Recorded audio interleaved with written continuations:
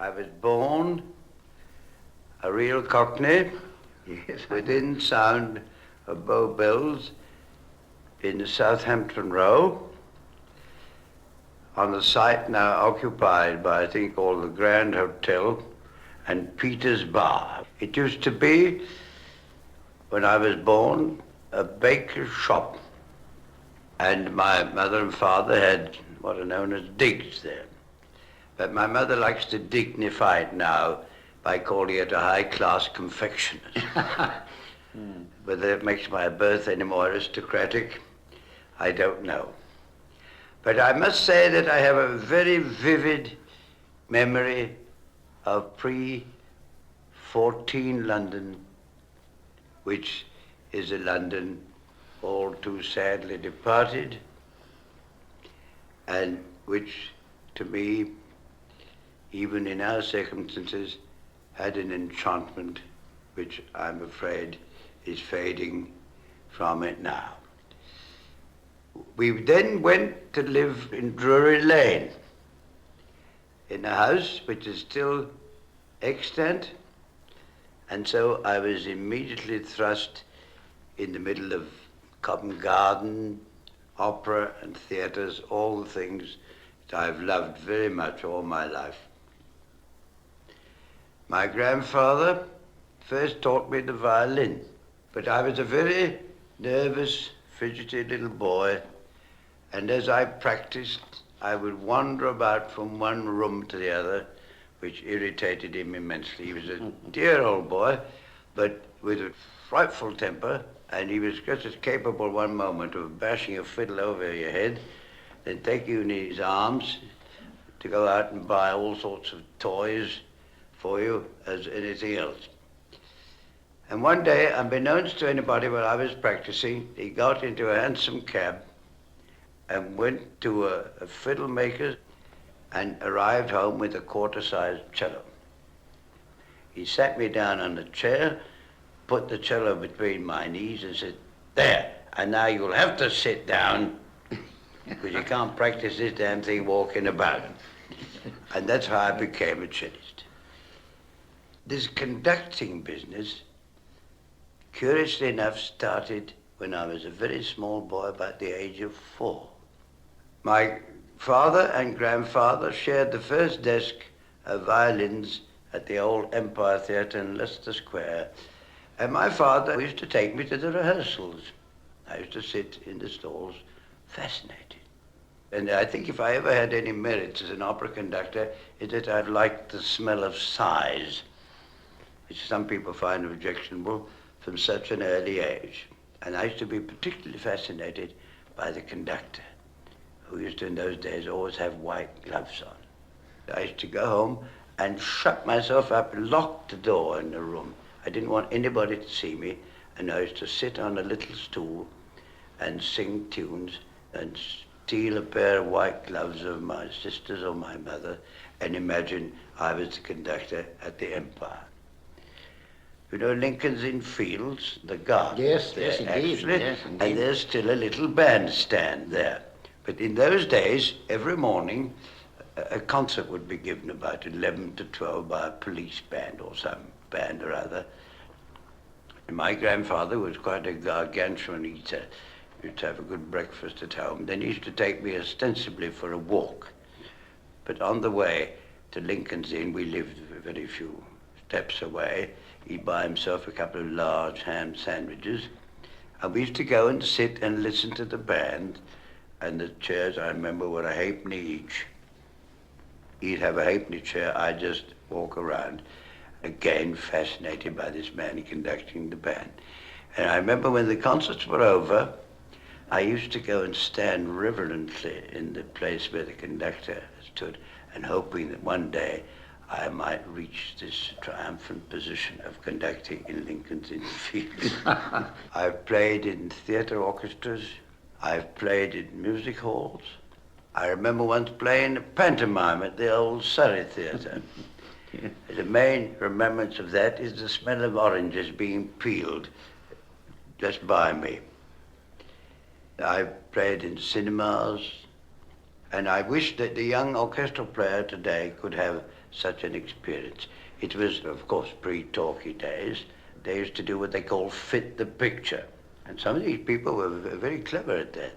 But you would go and deputize in the cinema and find in front of, on your music stand, at least 90 pieces of music. And you'd play till the conductor tapped, then you turn the next page, and you never knew what might be over the page. Suddenly find William Tell, poet and peasant, no small problems for a young cellist. But actually, the first professional engagement I got, I was 14 years old. And that was to play in the little orchestra in the pit at the Duke of York's Theatre.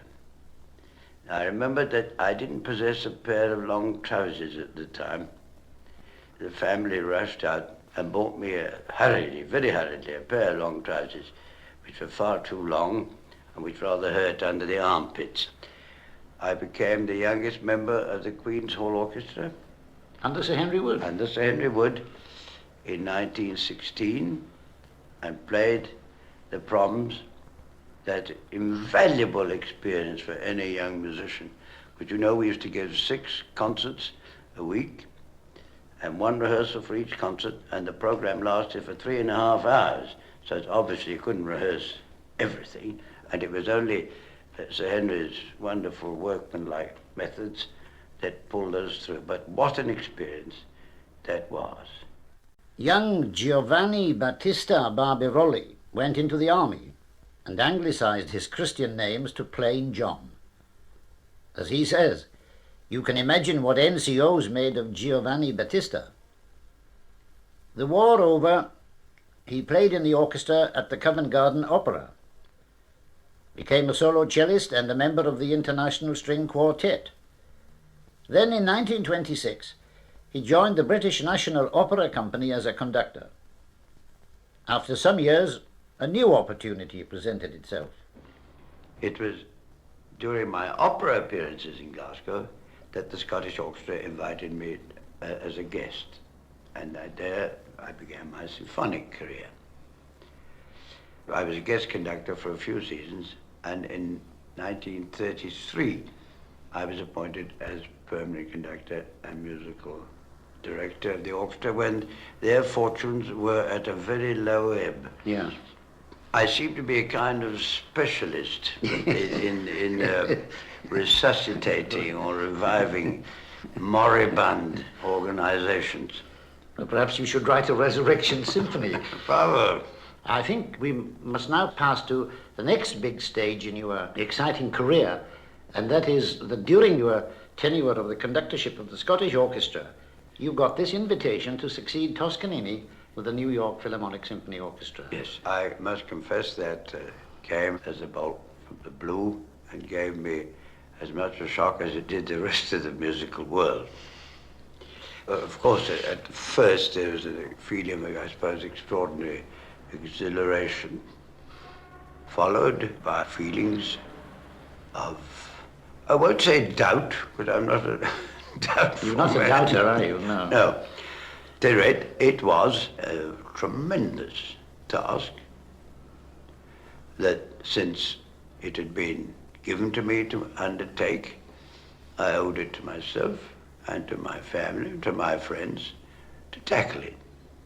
But I must admit, I was further very much heartened in my resolve by knowing, after all, some recommendations must have been made somewhere to lead to this, since I'd never been to America, when I knew that it was people like Kreisler, Rachmaninoff, Arthur Rubinstein, Heifetz, and others with whom I'd made many recordings, which had been hailed as, shall we say, rather lovely examples of collaboration between the soloist and the orchestra. I say that knowledge that these great men thought so highly of me certainly encouraged me to take on this seemingly impossible task.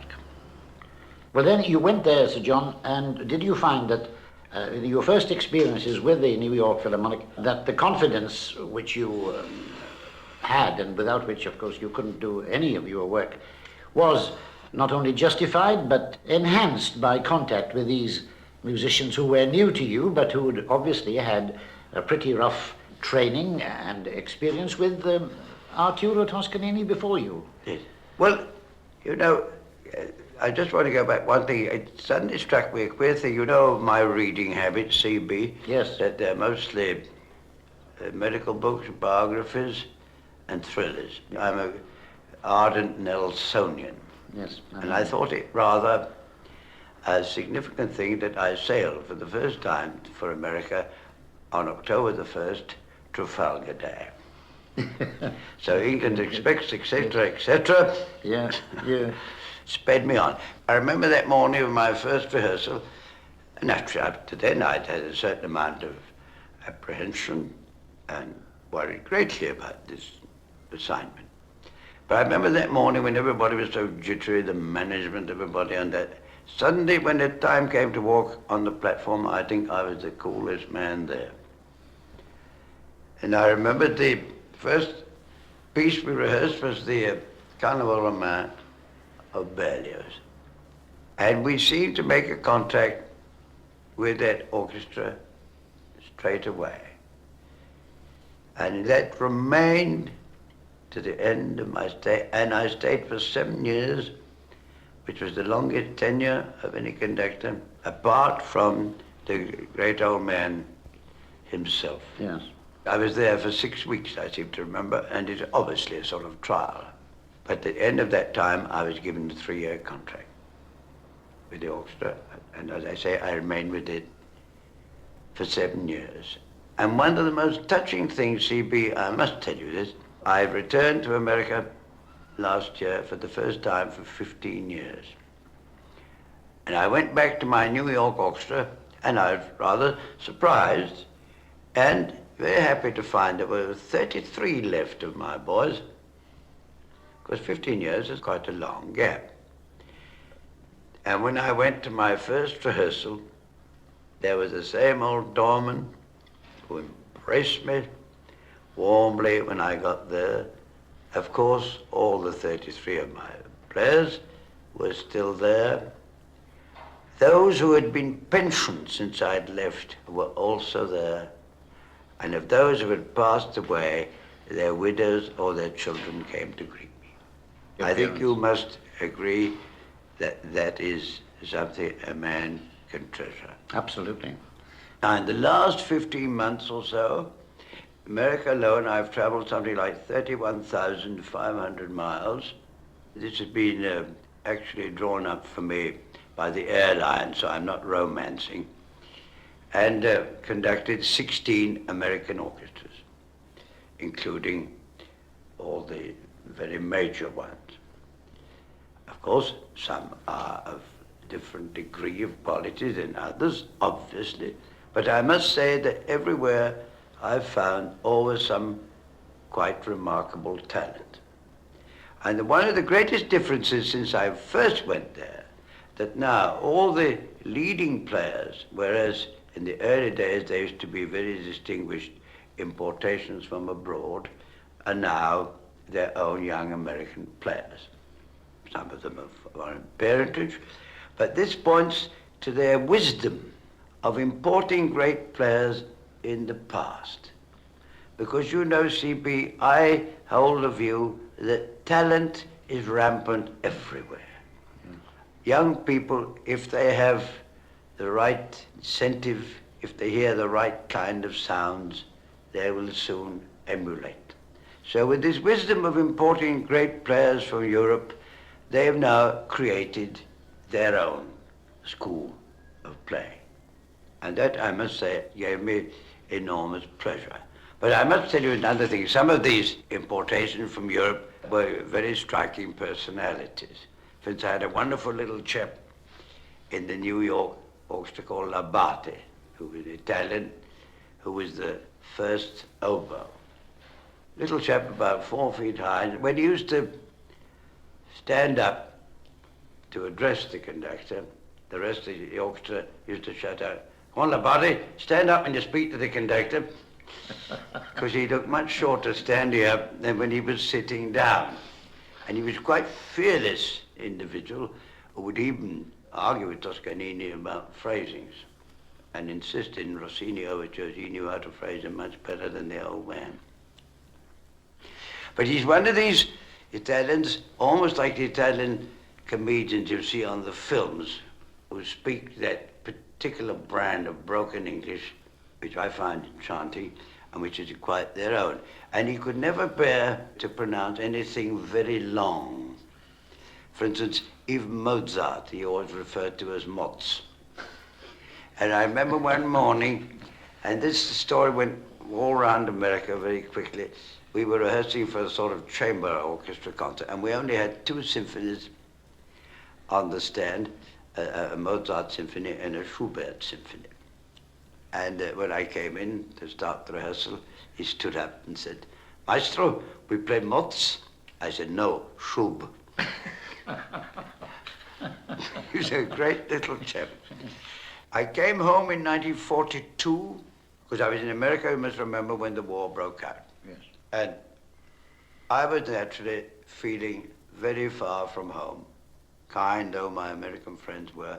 My mother was in London, my family, we read about the bombing, and I was really unhappy, not musically, but personally. Now, I must tell you, one of my great friends was A.V. Alexander, First Lord of the Admiralty. I was dying to get home because it was impossible to travel in those days.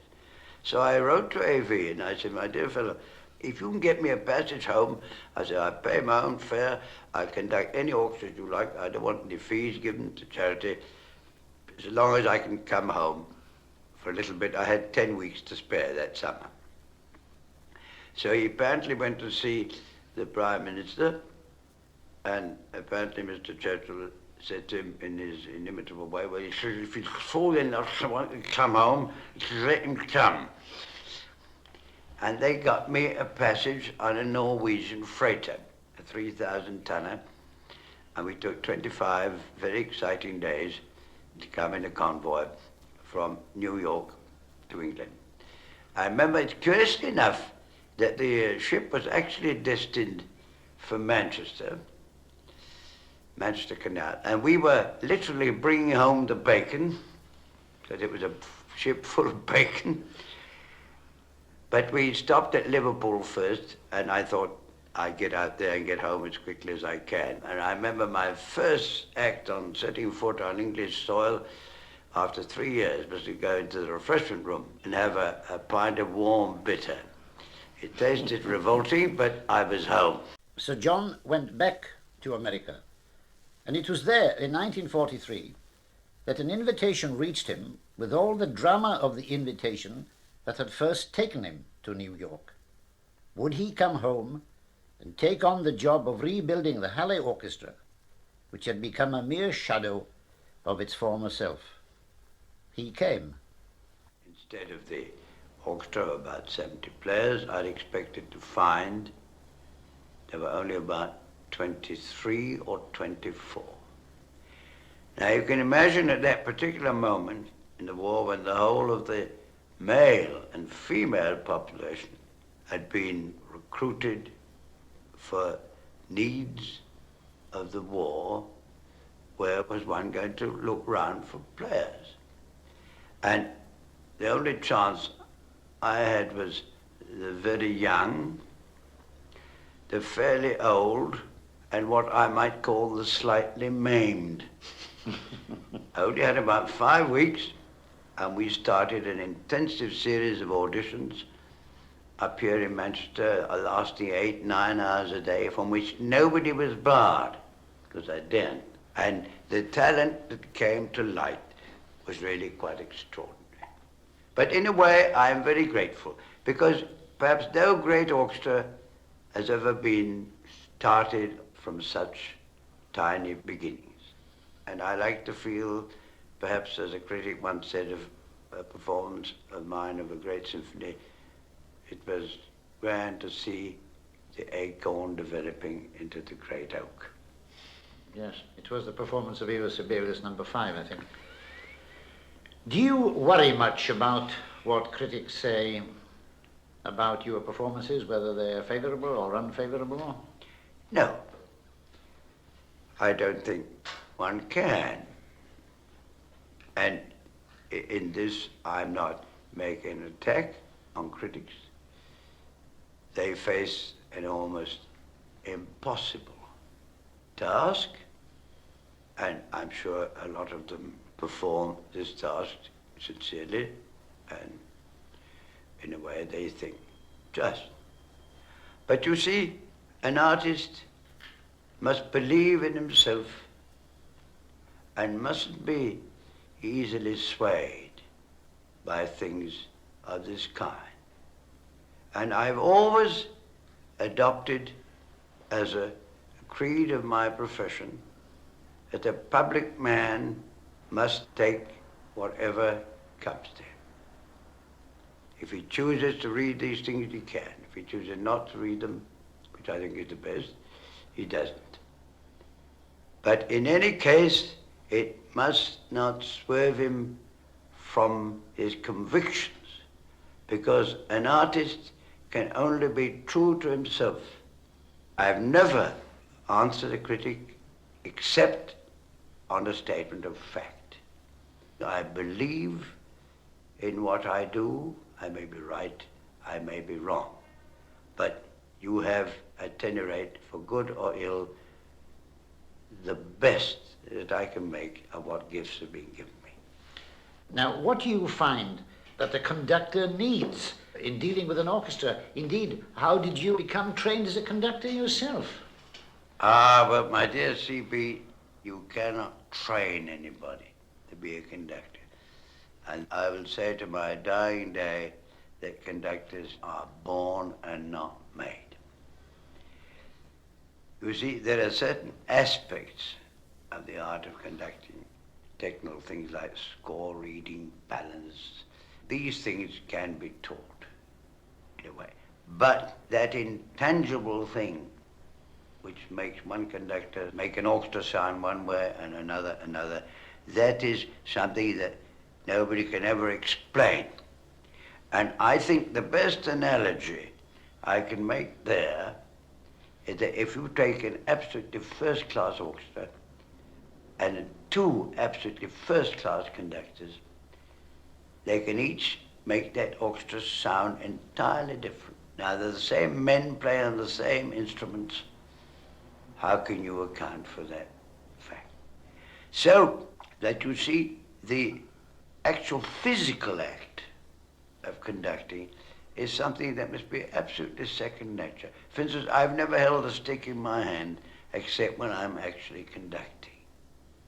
And the best proof of this, I think I can give in the fact that when I made my debut as an opera conductor, I had never conducted an orchestra larger than my little chamber orchestra of 11 string players. And the first week I conducted Romeo and Juliet of Gounod, Aida and Madame Butterfly, and I had 3.5 hours rehearsal for the lot.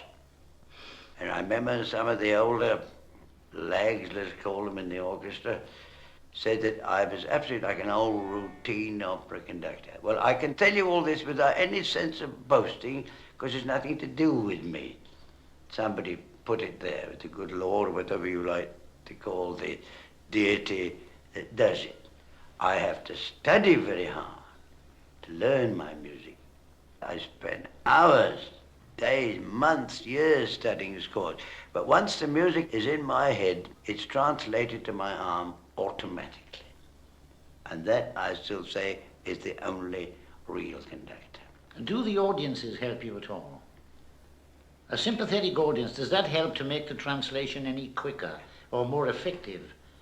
Not in a physical sense. It can help you emotionally, perhaps, to give of your best. And that's why I've always refused to teach conducting. I've got pupils who will come for me from all over the world to have lessons, and I refuse to do it because I'm going to use a nasty word now. I think it's a swindle.